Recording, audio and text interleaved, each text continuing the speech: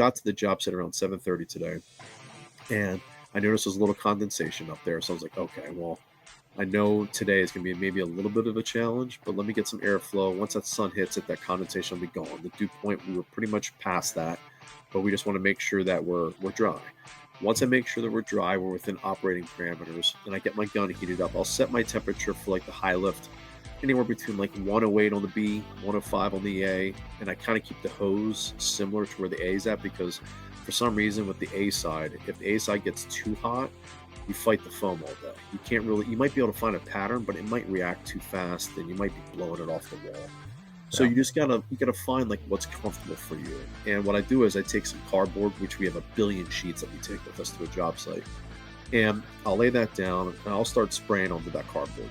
I'll spray until I find where the foam is atomizing right. You can hear it too. You can, as you're running it back and forth, you actually will hear like the beads of foam hitting it, and it's kind of blending into a flat surface. I will do that until I get the right pattern, the right consistency before I start putting it on the customer's wall. Even if Yeah. it takes me half an hour. So I got to make sure that my temperatures are right, it's calibrated right, and I have a nice perfect circle pattern. Like some days you kind of can't help it, like it might obscure a little bit, and you kind of work with it.